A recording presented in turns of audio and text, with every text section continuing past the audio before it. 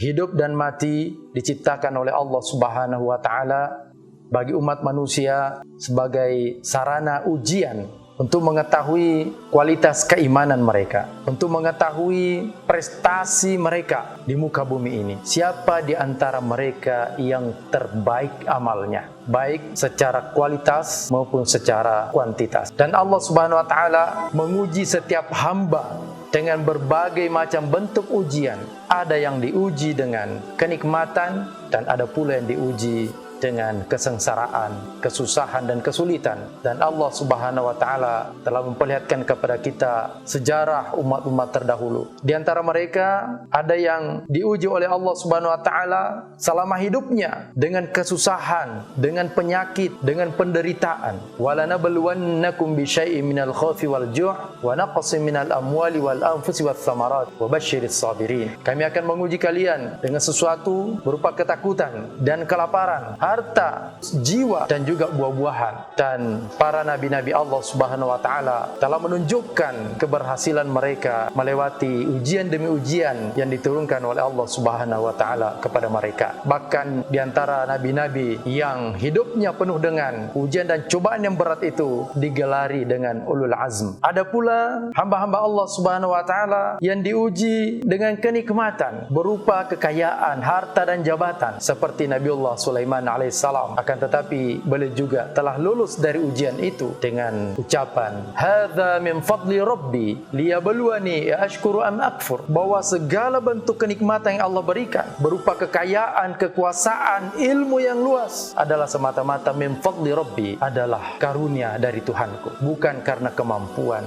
bukan karena kepintaran, tapi dia adalah anugerah semata-mata dari Allah Subhanahu wa taala. Untuk itulah mari kita hadapi segala bentuk ujian dan cobaan yang Allah berikan ini dengan sebaik-baiknya. Apakah itu dalam bentuk kesulitan, maka kita hadapi dengan penuh kesabaran, dan jika itu adalah sebuah kenikmatan, kita hadapi dengan sikap syukur. Sungguh menakjubkan pribadi dan sikap orang beriman itu kalau dia diuji oleh Allah Subhanahu wa taala dengan kesulitan, dengan musibah, dengan sesuatu yang menyusahkan, disikapi dengan sabar, diterima dengan penuh lapang dada sebagai sebuah takdir dan ketentuan dari Allah Subhanahu wa taala. Dia mengharap dengan ujian itu Allah Subhanahu wa taala mengampuni dosa-dosanya dan juga ganjaran kebaikan yang berlipat.